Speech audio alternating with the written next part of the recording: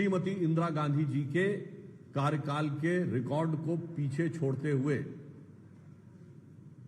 जवाहरलाल नेहरू के बाद सबसे लंबे समय तक निरंतर प्रधानमंत्री के पद पर रहने का जन विश्वास, जन आशीर्वाद और राष्ट्र की निष्ठा से युक्त यह कार्यकाल का रिकॉर्ड बनाने में जो प्रधानमंत्री जी का योगदान रहा है, उससे हर भारतवासी हर्ष का अनुभव कर रहा है। जहां एक तरफ पूर्व के जो दो प्रधानमंत्री हैं, उनके कार्यकाल में निरंकुशता के काले अध्याय रहे, तो यहां विकास के स्वर्णिम अध्याय रहे। और प्रधानमंत्री श्री नरेंद्र मोदी जी जन समर्थन के द्वारा चुनकर आकर प्रधानमंत्री पद पर आसीन होने वाले प्रधानमंत्री हैं, जबकि इंदिरा जी और नेहरू जी दोनों पहली बार जब प्रधानमंत्री बने तो जन समर्थन के द्वारा नहीं, परिस्थितियों की अपरिहार्यता या परिस्थितियों के राजनीतिक दांवपेच के बीच में से बने थे। परंतु इस अवसर पर ही झारखंड सरकार के एक मंत्री अंसारी जी के द्वारा जिस प्रकार का विद्वेषपूर्ण, क्षुद्र और अवमानना से भरा हुआ बयान प्रधानमंत्री श्री नरेंद्र मोदी जी के बारे में किया गया है, वो एक बार फिर कांग्रेस के उसी घृणित मानसिकता को दर्शाता है कि देश के सर्वोच्च पद पर बैठे हुए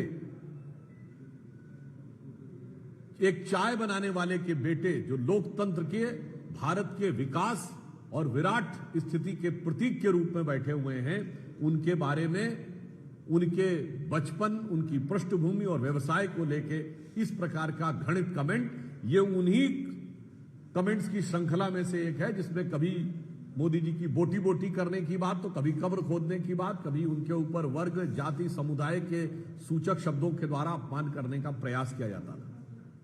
परंतु यह घटना सिर्फ एक अलग नहीं है, यह कांग्रेस की एक सुविचारित योजना का हिस्सा है, क्योंकि कांग्रेस के नेता प्रतिपक्ष श्री राहुल गांधी जी हमेशा से प्रधानमंत्री श्री नरेंद्र मोदी जी के बारे में बहुत अशोभनीय शाब्दिक लफाजी करने के आदतन हो चुके हैं, आदी हो चुके हैं, और यह उनकी गरिमा के तो प्रतिकूल है ही। भारत में संविधान की मर्यादा और राजनीति की मर्यादा को ध्वस्त करने का एक उदाहरण है। आज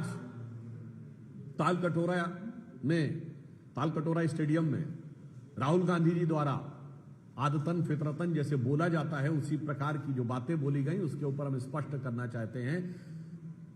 4 पीढ़ियों तक भारत के पिछड़े वर्ग की आकांक्षाओं का हनन करने वाले, उसका दमन करने वाले कांग्रेस के इस प्रथम परिवार के सदस्य राहुल गांधी जी आज एक मुखौटा लगाकर अपनी चुनाव में हुई हार की खिसियाहट निकालना चाह रहे हैं। हम राहुल गांधी जी से पूछना चाहते हैं कि आज उन्होंने कहा कि विश्वविद्यालयों में कितने प्रोफेसर किस वर्ग के हैं, तो श्री राहुल गांधी जी ध्यानपूर्वक सुनिए।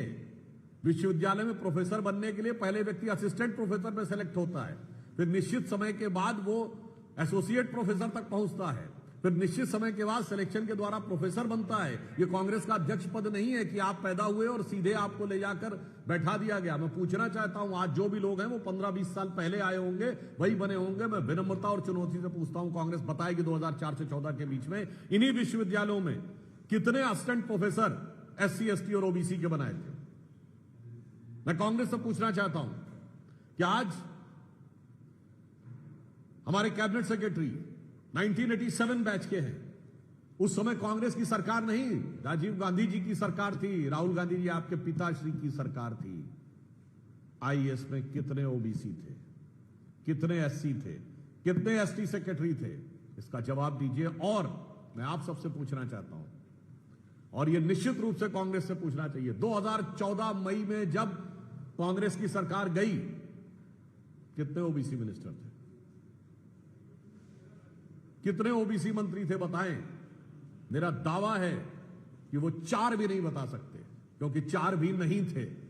आप उनसे पूछिएगा तो 2 के नाम भी नहीं बता सकते, क्योंकि शायद 2 भी नहीं थे। इसलिए दिखाई पड़ता है कि ये जिस विषय की बात करते हैं, ओबीसी के हक पर डाका डालने का काम कर्नाटक और तेलंगाना की सरकार अल्पसंख्यक समुदाय के लगभग सारे लोगों को पिछड़े वर्ग में शामिल करके करना चाह रही है। पश्चिम बंगाल की सरकार तो हिंदू समाज से ज्यादा मुस्लिम समाज की ओबीसी जातियां दिखाकर उनको ओबीसी में शामिल करना चाह रही है। तो इसलिए मैं एक साफ बात कहना चाहता हूं, कांग्रेस एक मुखौटा लगाकर खड़ी है। इस मुखौटे के पीछे का असली सच यह है कि बाबा साहब अंबेडकर ने जो पिछड़ों और एससी को आरक्षण का अधिकार दिया था, उस इबारते बाबा साहब अंबेडकर को इस मुखौटे की आड़ में ये इमारतें शरिया में तब्दील करना चाह रहे हैं। इसलिए देश को और देश के प्रबुद्ध लोगों को इस विषय पर बहुत सतर्क, सावधान और इस षड्यंत्र के प्रति सचेत रहने की आवश्यकता है। मैं पुनः अपनी बात को रिपीट करता हूं। श्री राहुल गांधी जी अपने पिताजी के कार्यकाल के एससी, एसटी, ओबीसी, आईएएस अधिकारियों की संख्या बताएं। मनमोहन सिंह जी और सोनिया जी के कार्यकाल में 2004 से 9 के बीच में कितने यूनिवर्सिटी में असिस्टेंट प्रोफेसर, एसोसिएट प्रोफेसर थे, उनकी संख्या बताएं। और अब यह बताएं कि मुस्लिम समाज की कितनी जातियों को उन्होंने ओबीसी में इंक्लूड क्यों करवाया है और इसके द्वारा वो किसके हक के ऊपर डाका डालने का प्रयास कर रहे हैं। धन्यवाद। बिंदु और कभी कभी क्या होता है कि जनता सत्य की परीक्षा करती है, मगर कभी कभी सच की परीक्षा स्वतः और स्वयं हो जाती है। आपने देखा होगा कि चुनाव के विषय को लेकर जिस प्रकार से कांग्रेस पार्टी, इंडी गठबंधन और विशेषकर श्री राहुल गांधी अनर्गल आरोप लगा रहे हैं, पहली बात तो ये इनकी मानसिकता को दर्शाता है कि आपातकाल के 50 साल हो गए मगर मानसिकता नहीं बदली। यदि इंदिरा जी कहती थी कि संवैधानिक संस्था की मान्यता इस आधार पर तय होगी कि मैं चुनाव में जीती या नहीं, तो आज राहुल गांधी कहते हैं कि चुनाव आयोग की मान्यता, प्रामाणिकता इस आधार पर तय होगी कि हम चुनाव जीते या नहीं। और आज महाराष्ट्र के चुनावों को लेकर जिस प्रकार से इन्होंने प्रलाप किया था, तो एआईसीसी के ही एक पूर्व सचिव जो 2018 से 24 के बीच में महाराष्ट्र के प्रभारी रहे, उन्होंने एक आर्टिकल में लिखा है, महाराष्ट्र की पराजय की विवेचना करते हुए लिखा है कि हम किसी अन्य को दोष नहीं दे सकते, कांग्रेस पार्टी और इंडी गठबंधन के अंदर की जो कमियां थी उसके कारण हम महाराष्ट्र हारे। अतः राहुल गांधी जी का दावा, उन्हीं की पार्टी के नेता जो एआईसीसी के सेक्रेटरी रहे और महाराष्ट्र के इंचार्ज रहे, उनके यथार्थ के धरातल पर बिखरता नजर आता है। और दूसरा, महाराष्ट्र के बारे में तमाम अनाप शनाप बात करने वाले राहुल गांधी से मैं पूछना चाहता हूं, शिवसेना उबाटा ने तो कहा था कि उद्धव ठाकरे जी को प्रोजेक्ट न करने के कारण हार हुई। आज जरा इंडी गठबंधन ये स्पष्ट कर दे कि उद्धव ठाकरे जी का प्रोजेक्शन विषय था या अब जो 10 महीने के बाद राहुल गांधी जी को प्रीमोनिशन हुआ है, प्रीमोनिशन समझते ना, इल्हाम होना, अचानक कोई चीज उसको आभास होने लगना, वो उचित है।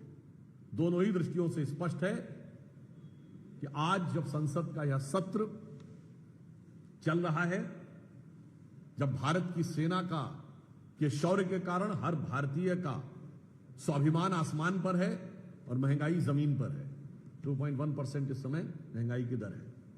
भारत का तिरंगा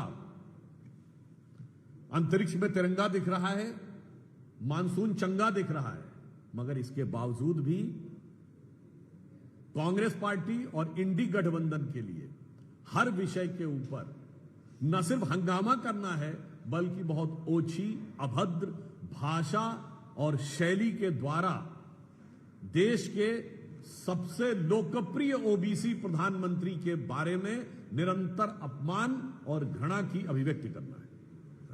बहुत बहुत धन्यवाद।